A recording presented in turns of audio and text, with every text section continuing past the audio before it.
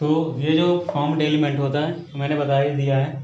ये formed element क्या करता है, इसमें एक तरीके से 3 तरीके की सेल्स पाई जाती हैं। ठीक है, वो जो होती हैं आरबीसी होती हैं, डब्ल्यूबीसी होती हैं, प्लेटलेट्स होती हैं। और मोस्टली सभी लोग जानते हैं, जैसे डेंगू फीवर हो जाता है तो उस टाइम में कहते हैं प्लेटें कम हो गई हैं। तो प्लेटें नहीं होता, प्लेटलेट्स होती हैं जो कि कम हो जाती हैं। तो ये इतना इस तरीके से आता है। इनके बारे में अभी हम डिस्कस करेंगे एक एक करके। तो अभी यहाँ पर भी मैंने इसके बाद बता रखा है प्लाज्मा। जो हमारा प्लाज्मा होता है, तो प्लाज्मा हमारा किस कलर का होता है, एक्स्ट्रा कलर का होता है या फिर ये लाइट येलो कलर का हो सकता है। और ये 55% भाग बनाता है पूरे बॉडी का, जो है मतलब ये जो पूरा ब्लड होता है उसका 55% होता है। यानी आपके 45% में ये जो तीनों होती हैं आपकी, ये 45% में होती हैं। वहीं पर प्लाज्मा में जो हमारा होता है ये 55% होता है। कितना? 55%। अभी जो हमारा होता है ये प्लाज्मा, ये मैंने बता रखा है या लाइट येलो कलर का या फिर एक्स्ट्रा कलर का होता है।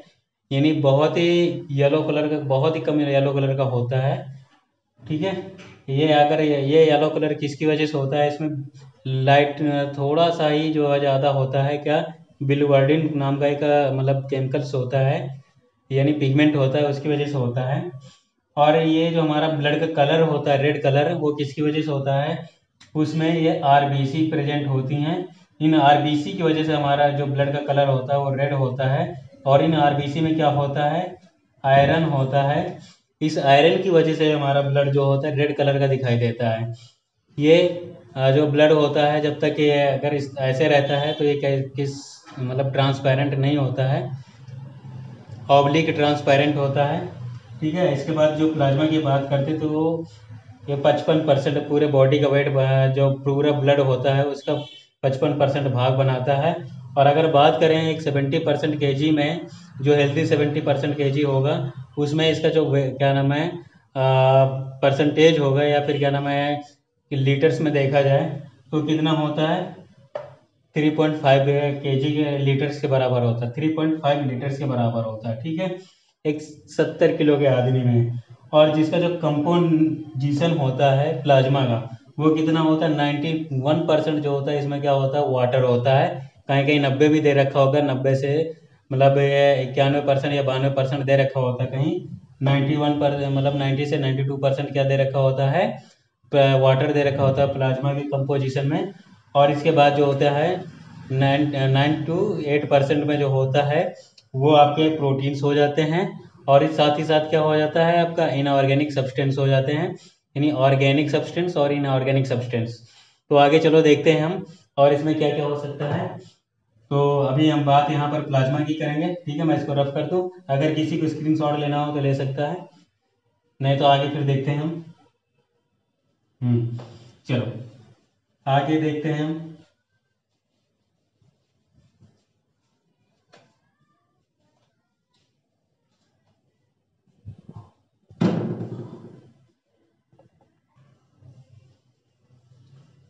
तो देखो, आगे हम बात करते हैं प्लाज्मा कंपोजिशन में। तो इसमें जो 8% लगभग 7 से 8% में क्या रहता है, प्रोटीन रहता है आपका। 7 to 8% प्रोटीन होती है, जो कि 3 तरीके की प्रोटीन होती हैं। पहला है एल्बुमिन, दूसरी है ग्लोबुलिन, तीसरी है प्रोथ्रोम्बिन प्रोटीन।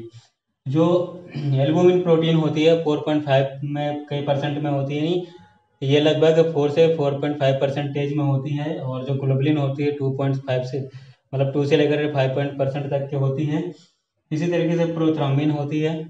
तो इनका एक एक काम जान लेते हैं। तो वो जो एल्बुमिन प्रोटीन होती है, आपके शरीर में जो ऑस्मोटिक बैलेंस बनाता है, कौन सा बैलेंस, ऑस्मोटिक। ठीक है, ऑस्मोटिक बैलेंस बनाता है।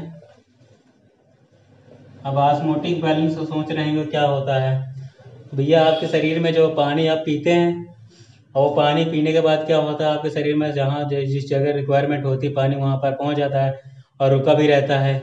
अगर ये एल्बुमिन अगर किसी का कम हो जाता है, क्या हो जाता है, अगर ये एल्बुमिन किसी के शरीर में कम हो गया तो फिर इससे क्या दिक्कत होगी आपको, इससे होगा कि आपके शरीर में जो पानी होगा वो नीचे के पोर्शन में ज़्यादा रुकेगा जा करके, जैसे आपके पैरों में जा करके जो है ना इकट्ठा हो जाएगा, वहाँ पर सूजन काज कर देगा, स्वेलिंग हो जाएगी। तो इसलिए जो है ना पानी का जो बैलेंस होता है वो किसकी वजह से मेंटेन रहता है, ये एल्बुमिन की वजह से मेंटेन रहता है। अगर ये एल्बुमिन ये कहाँ पर बनता है, एल्बुमिन जो हमारा बनता है लीवर में बनता है। और ये जब लीवर बनाता है इसको, तो लीवर इसको क्या करता है, डिस्ट्रीब्यूट कर देता है सभी जगह, और ये ब्लड में मेंटेन रहता है। ब्लड में जब इसका जितना अच्छा लेवल रहेगा उतने अच्छे से आपका वाटर का भी बैलेंस बना रहेगा। और जैसे ही इसका ब्लड में कंपोजिशन यानी इसके बैलेंस गड़बड़ हुआ, कम या ज़्यादा हुआ, तो वैसे ही आपको दिक्कत शुरू हो जाएगी। हम एक टेस्ट कराते हैं, एलएफटी टेस्ट कराते हैं। तो एलएफटी टेस्ट में आपका देखेंगे, अगर आपका एल्बुमिन कम होकर के आ रहा है, अगर 3 पॉइंट के मतलब 2.5 के नीचे अगर जा रहा है, या यूँ कहें कि 3.5 से नीचे जा रहा है, 3 से नीचे जा रहा है, तो इसका मतलब ये है कि लीवर में कोई ना कोई क्रोनिक डिसीज है, यानी कि आपके बॉडी में कोई ना कोई लंबे समय से बीमारी है जिसकी वजह से एल्बुमिन कम आ रहा है। साथ ही साथ एक चीज़ और भी होती है कि कभी कभी ये अगर 3 के नीचे आता है, तो ये मान के लिया जाता है कि एक्यूट डिसीज भी हो सकती है। लेकिन वहीं पर अगर मैं कहूँगा 3.8 से मतलब 3 यानी 2.8 से नीचे अगर जा रहा है, तो इसका मतलब यही होगा कि आपको कोई ना कोई क्रोनिक डिसीज है, ठीक है, जिसकी वजह से आपके उस टाइम में देखेंगे आपका जो हीमोग्लोबिन का लेवल होगा वो भी थोड़ा सा डाउन होगा, रिड्यूस होगा, ठीक है। इसके बाद जो होता है हमारा ग्लोबुलिन प्रोटीन होती है। ग्लोबुलिन प्रोटीन जो होती है ना, ये क्या करती है, एंटीबॉडी बनाने का काम करती है, ठीक है। एंटीबॉडी जैसे आपका क्या बनता है, आईजीजी होता है, आईजीएम होता है, ठीक है, आईजीई होता है, इस तरीके से बनाता है। तो ये जो होते हैं एक तरीके से एंटीबॉडी बनाने का में हेल्प करता है ग्लोबुलिन प्रोटीन।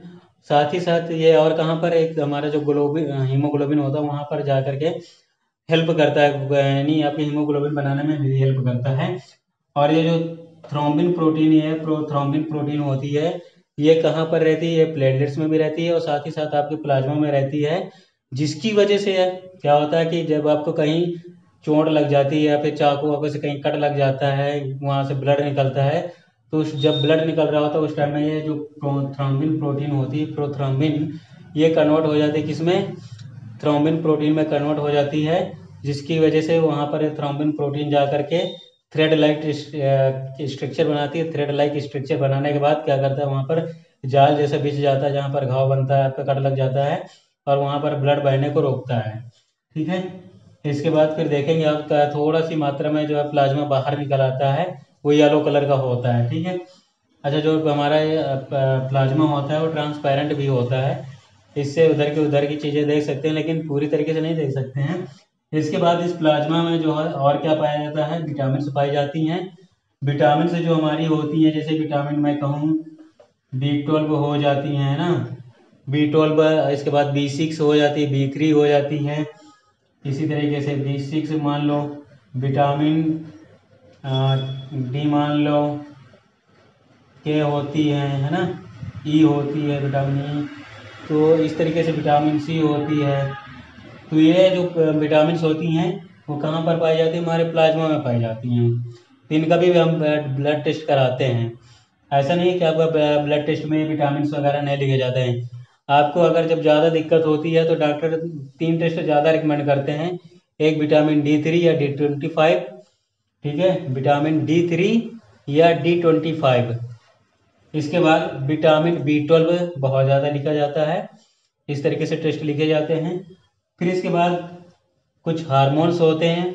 उन हार्मोन्स में जो है, जैसे आपका मतलब थायराइड हार्मोन होता है, TSH होता है, T3 होता है, T4 होता है, MSH होता है, LH होता है, FSH होता है, PRL होता है, ठीक है।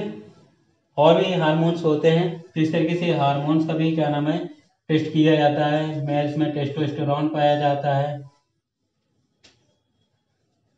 ठीक। फिर इसके बाद एंजाइम्स होते हैं।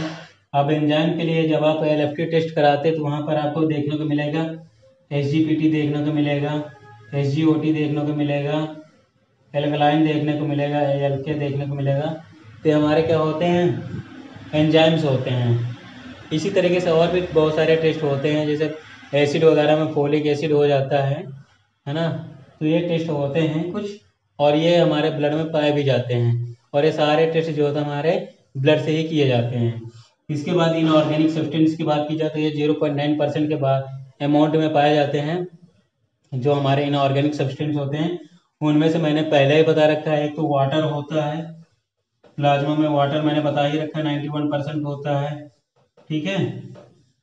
91% में क्या होता है, वाटर होता है। इसके बाद जो अदर बचते हैं तो ये जैसे सोडियम होता है, पोटेशियम होता है, कैल्शियम होता है, क्लोराइड होता है, फास्फोरस होता है, मैग्नीशियम होता है, ठीक है। तो ये इतने जो पाए जाते हैं ये सब हमारे किस में पाए जाते हैं, मालूम है आपको, इनऑर्गेनिक सब्सटेंस के अंदर आते हैं। और इनकी भी जांच कराई जाती है। इन तीनों के लिए तो एक जांच बहुत ज़्यादा कॉमन होती है और जो कि जिसके नाम से बोला जाता है वो टेस्ट का नाम होता है इलेक्ट्रोलाइट, ठीक है, इलेक्ट्रोलाइट। इस टेस्ट के नाम से जो है ना ये तीनों टेस्ट दिए जाते हैं। इतना ये समझ लीजिए आप। इसके बाद जो है ना हमारे वेस्ट प्रोडक्ट होते हैं कुछ जो कि प्लाज्मा में ही होते हैं, और वो जो प्लाज्मा में होते हैं वो भी कभी कभी ऑर्गेनिक और इनऑर्गेनिक सब्सटेंस होते हैं जो वेस्ट प्रोडक्ट होते हैं। अब जैसे यहाँ पर अगर ये समझ में आ गया हो तो आप इसका स्क्रीनशॉट ले सकते हैं। मैं इसके बाद आगे बढ़ूँ, चलिए ले लीजिए। हाँ, तो चलिए आगे देखते हैं।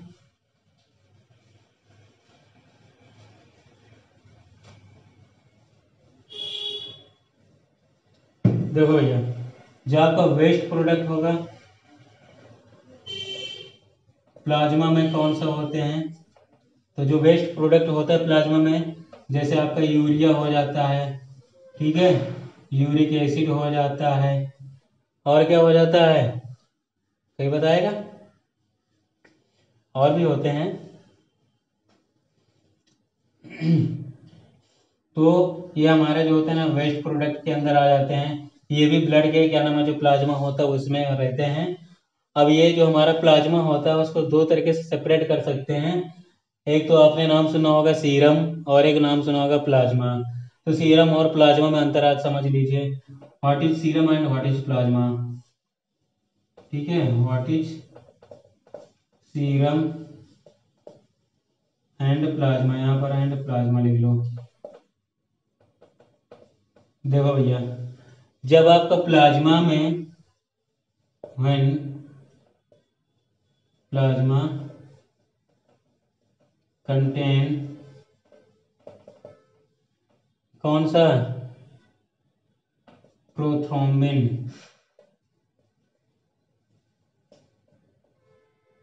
प्रोटीन, तब ये क्या कहलाएगा, प्रोथ्रोम्बिन। मतलब इसमें जो क्लॉट एक्टिवेटर होते हैं, ठीक है, एक तरीके से प्लाज्मा जो क्लॉट को जो है ना बनाते हैं, तो ये क्या कहलाता है, प्लाज्मा कहलाता है। यानी आप अगर क्या करें, जो क्लॉट फैक्टर होते हैं, क्लॉटिंग फैक्टर होते हैं, उनको अगर रिमूव कर दें तो हमारा क्या हो जाएगा, मतलब सीरम हो जाएगा। अगर एक क्लॉटिंग फैक्टर ऐड रहेंगे क्या कहलाएगा, प्लाज्मा कहलाएगा। अब इसमें और भी होते हैं, जैसे आपका कैल्शियम हो जाता है, ठीक है, ये भी कैल्शियम में ही रहते हैं। और भी कुछ रहते हैं, जैसे कि आपका फैक्टर क्या बोलते हैं, फैक्टर 13 नंबर का रहता है एक, ठीक है, 13 नंबर पर रहता है एक। तो ये फैक्टर होते हैं, इनको अगर हम रिमूव कर देते हैं तो हमारा क्या बन जाएगा, प्लाज्मा बन जाएगा। सॉरी, अगर ये को हम इसमें कंटेन रखते हैं यानी ये रहते हैं तो ये प्लाज्मा कहलाता है। जब इनको हम रिमूव कर देते हैं तो क्या बन जाता है, सीरम बन जाता है, यानी विदाउट क्लॉट फैक्टर, ठीक है। ये होता है हमारा सीरम। तो इस तरीके से होते हैं। मोस्टली जो हमारे टेस्ट लगते हैं वो कहाँ से लगते हैं, सीरम से लगते हैं, ठीक है। चलो ये तो रहा हमारा इसका प्लाज्मा के बारे में। फिर इसके बाद आगे देखते हैं हम,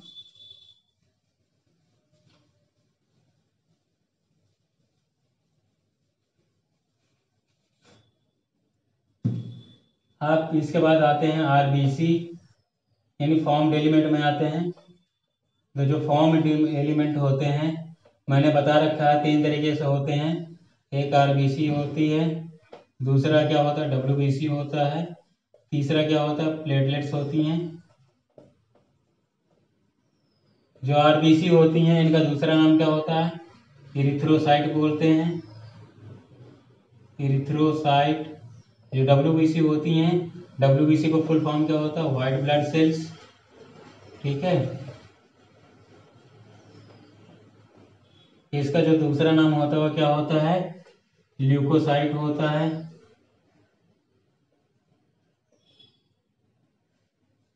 ल्यूकोसाइट। जो आरबीसी होती है इनका फुल फॉर्म होता है रेड ब्लड सेल। ठीक है, रेड ब्लड सेल्स। जो प्लेटलेट्स होती हैं इनका दूसरा नाम जो होता है वो क्या होता है? कोई बताएगा?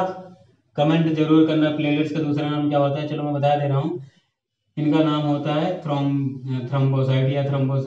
ठीक है, थ्रोम्बोसाइट। ठीक है, तो ये जो हमारे प्लेटलेट्स इनका नाम हो गया।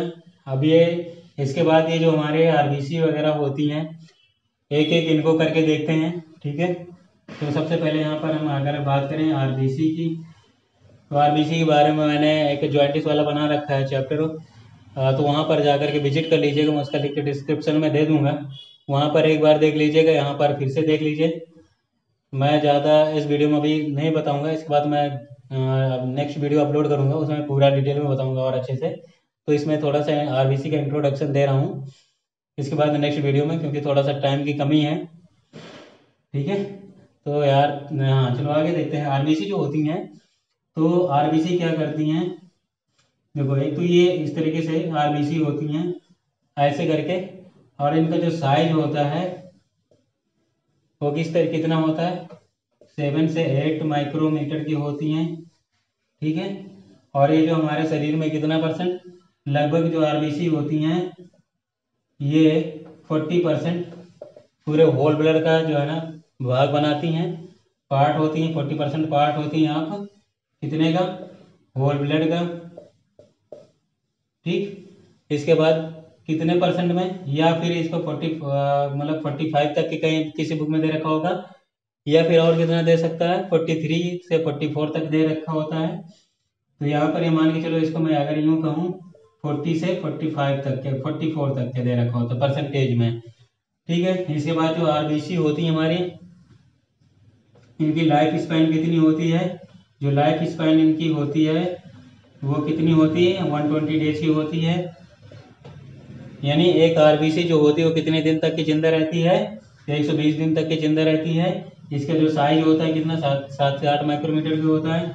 इनका जो डायमीटर होता है, ठीक है, डायमीटर वो कितना होता है? 2.5 माइक्रोमीटर के बीच में होता है।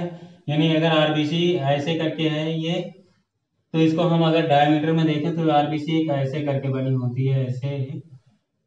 ठीक है, ये आरबीसी ऐसे करके होती है।